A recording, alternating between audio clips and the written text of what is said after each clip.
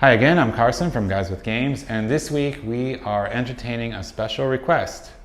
We had, last week we had a viewer, Laura Atha, I hope I got your name right. She wrote us and asked us if we could create a classroom activity based on the popular gaming app, Among Us.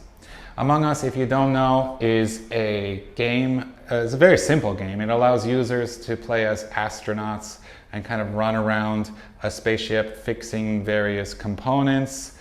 These are just like little mini puzzles, and until they either fix the ship or they die. And how do they die? Well, there is one secret person who is an imposter or a killer. I use the word killer in class, it's easier for them to understand.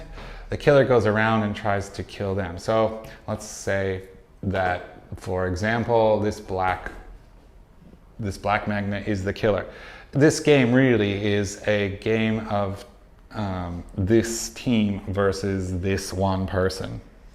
But it's exceptionally exciting, and so let me show you how I've brought most of the elements of the real game into the classroom, into an educational activity that we can play with our kids and have them enjoy and want to do these things, right? That's the goal, is to get them to want to do these.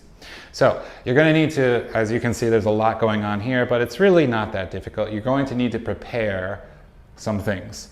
First, you need a bunch of magnets with different colors or different properties, and you don't only need one, you need a matching one.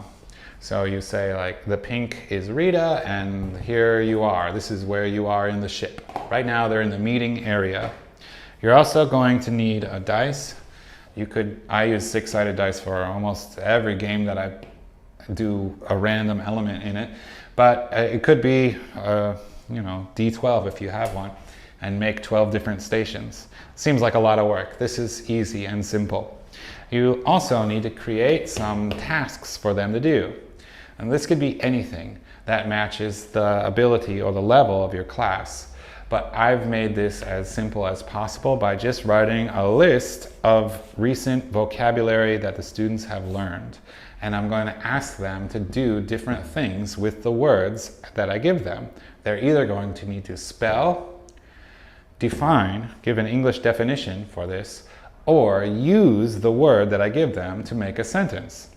And that's it. So they have 3 different possible tasks to do. And in the game, these are little puzzles like connecting a wire or something. But in our game, they're going to do something in English. Okay? We have some extra, I'll get into it later, but it's danger. And there are tasks over here. So let me explain the entire game. Now we'll go back to our example where this person, Amy, is the killer. The killer can win the game in 2 ways. In the first way, they could kill off everybody in the ship. They win. They also win if the ship has too much damage and it just blows up and flies apart. That's true in the mobile app. It's true in our game here. I'll get to this later. Let's put her back inside. The crew win in 2 ways also. They either win by accomplishing all the tasks or by identifying which one of them is the killer, the imposter. So let's talk about numbers here. I think that 8 is, you're gonna try to put your kids in teams if you have more than 8. If you don't have 8, I would go as low as maybe 5. You could still play this game. But if you have fewer than 5 students, you should probably pick a different game. This is a party game after all, and it's meant to be enjoyed by a larger group of people. I like to stop at 8 though, because if you get more and more people, then it just takes too long. So let me show you how you play. First, we need to start by picking a random person to be the killer. And to do that, I'm going to use some playing cards. Not an entire deck. I've taken out the spades, ace through 8, because there are 8 teams, 8 players. So I'm going to shuffle these up. And you need to explain this to the children, obviously, or the students, but I'm going to give you one card. You can look at it, but make sure no one else sees. So me, the teacher, I need to see each one. So I'm giving the first one to Rita, second one to Alan, And I need to look at each one. Each one I'm looking at to preserve the potential truth, which is that even this last guy could be the ace. Now, I know where the ace is. I know who the killer is. But I can't betray that killer by showing any sense of, or any hints as to who it might be. So let's move on to gameplay. Gameplay works like this. The students are going to take turns rolling the dice. So it would be Rita's turn first. She rolls the dice, it's a 5. So I move her magnet to this zone. Now, if the kids have a hard time imagining this, you can explain it like floors of a house. This is the first floor, second floor, third floor. On the first floor, they need to use the word that I give them in a sentence. On the second floor, they need to give me an English definition for the word. And on the third floor, they need to spell that word. So she rolled a 5. Can you give me an English definition for the word nightmare? Nightmare. Okay, if they need some additional help, for this one, for the definition, I could spell it for them on the board. I could write it out. I could give them the part of speech. A nightmare is a noun. So, and then they do their best. They try to use English to give me a definition for that. And if that is nearly correct or exactly correct, good job. I give you a check. One of your tasks is complete. Remember, if this is full, then the crew wins. Let's talk about numbers. There are 8 players, so I've made 16 tasks. However many you have here, I've found that doubling that number is an appropriate amount of tasks to have the class do. It keeps the game short and moving, but it doesn't end too quickly, hopefully. So she gets credit for doing 1. Now let's say, for example, Alan rolls a, 1, okay? Alan's next, he rolls a 1. I'll say, how do you spell communicate? How do you spell communicate? Again, I could give him extra help. I could tell him the part of speech. I could use it in a sentence or give him the definition of the word communicate, but he needs to spell it. Let's talk about if he does it wrong. First, if he makes a mistake, he does not get a check in the task. He's not complete. But what does happen is some of this danger or extra damage comes to this area. He made a mistake and now there's more damage to the spaceship. In the real game Among Us, the killer can cause damage by pressing a button. But I'll get to the killer in a moment. This is not the killer, and the students would know this, although you don't know yet. Let me explain. The killer will never cause damage or danger to an area. I'll explain more in a moment, but if anybody causes danger or damage to a place, then we can cross them off the list. They're not the killer. What does danger do? Let's say more people play and they keep making mistakes. So they randomly roll into here, they randomly roll into here. If ever there are 2 points of damage or danger in the same floor, boom, the spaceship blows up and the game is over, the killer wins. You could have up to 3 points of danger damage, but they need to be in different levels. And let's say the next guy goes, okay, Sam, you rolled a 3 or a 6. You also need to make a sentence. If he does it well, good job, you get a check and the damage is fixed. You remove the danger from that floor. But next one is Eason. Eason comes in here and maybe he spells it wrong. Boom, the game is over, okay? And the killer wins. Let's give our students a little bit more credit than that and say that they know what they're doing. Let's say they play perfectly. Perfectly. So they have what? They would have 8 checks because there are 8 of them. And wait a minute, if you're familiar with Among Us, you would know, wait a minute, the killer doesn't do tasks. The killer runs around like knifing people. But not in my game. The killer also needs to try to do a task. Why? Well, there are 2 reasons. First, I want everyone to be doing the educational part of this game. But secondly, if I said, okay, or the real killer is Steve. If I said, Steve, you don't need to do anything, just run around. then everyone would immediately know the killer is Steve. So there's a special rule in my version of how Steve does it. I ask him the question just like normal, and if he's correct, I give him a check and say, good job, that's right. And if he does it incorrectly, I give him a check and say, that's good. This still motivates Steve to do it well. If I say, how do you spell, I don't know, addicted, addicted, and he says, A-D-I-C-T-E-D, I'll say, that's right, ka-ching. But a smart student who's paying attention would say like, wait a minute, very suspicious, very suspicious. I think that's not how you spell addicted. I don't think that's right. I think maybe Steve is getting credit because he's the killer, and although he said a wrong answer, teacher is still saying that that's correct.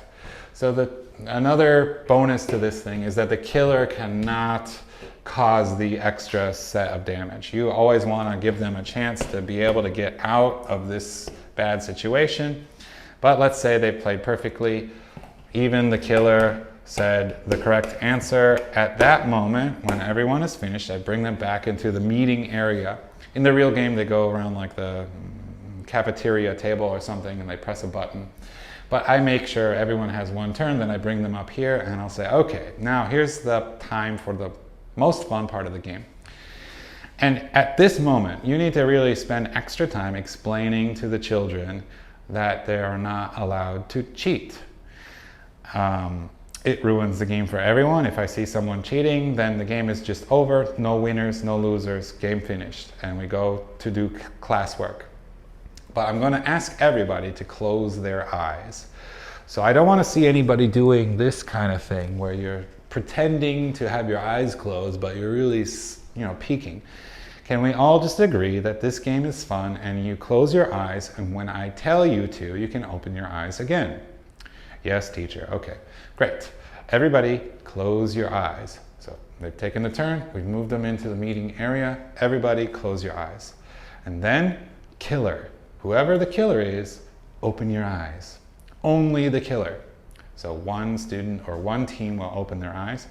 And me, the teacher, I will say, use your finger, show me, who do you want to kill? Maybe Steve points at his best buddy, Eason. So I'll move his magnet over here and I'll tell the killer, okay, killer, close your eyes. So everybody's closing their eyes again. And then everybody wake up. Good morning, open your eyes. Okay, bum, bum, bum. Eason is dead. So we know Eason was not the killer, okay? But now is the time for you to discuss who you think the killer is. Who do you think the killer is?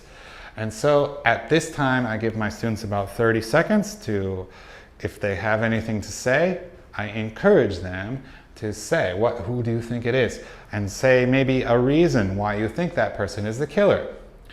Some classes are better at this than others, but it's fun for me to mediate their kind of natural banter. Even if it's just like them blaming each other. Well, that's okay. Okay, we're having fun. And then, okay, all right, stop, everybody stop. Rita, you're first.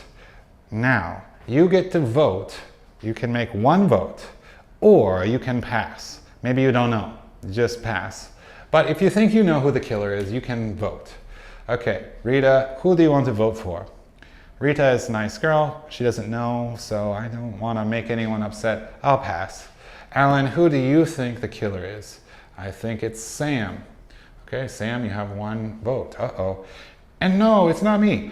Amy, who do you think the killer is? I think it's Sam too. Why? No reason. Okay, Steve, who do you think it is? Well, I'm going to jump on the bandwagon here. Sam. All right, Eason does not get a vote. He's dead. Tiffany, who do you think it is? I don't think it's Sam. I think Amy is acting very suspicious. And Judy, how about you? I think, you know what? I don't know. Pass. Okay, well, let's see who has the most votes. Bum, bum, bum. Uh-oh, Sam, you've been kicked out of the spaceship. Are you the killer? You need to open your card and show everybody. Oh no, I was not. So you've killed another crewmate. So he's out and Eason is out. We're gonna erase the votes so that they don't add up over multiple rounds. And we play again. But this time there are only 1, 2, 3, 4, 5, 6 of them. So if they play perfectly again, we would have 1, 2, 3, 4, 5, 6. They would be all over the place. I would bring them back up here and say, okay, another round, close your eyes. Killer, open your eyes. Who do you want to kill? Okay, I want to kill, no. So I want to kill this one, okay. Everybody close your eyes. Everybody open your eyes. Okay, bum, bum, bum, uh-oh, Alan is dead. So who is doing all this killing? We've seen who, maybe they start to put things together. Ethan and Alan have been killed. Maybe it's a boy, so I'm guessing it's between, oh no, Sam is dead, so it must be Steve. Or maybe it's a girl being tricky and she's picking the boys because she doesn't like, I don't know. What do you think, Rita?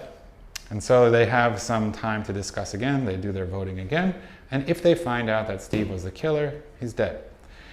He loses, and the crew wins, everybody wins. Either way, this is a lot of fun, and it's a lot of great practice for multiple types of English tasks. So, Laura, thanks for the suggestion. It was a lot of fun for me to try to come up with something that roughly resembles Among Us. Let me know if you think I did a good job. I had a lot of fun playing this all week with my kids, and they enjoyed it also. I hope it works out well for everybody. And thanks again for watching. We'll see you next week. Bye-bye.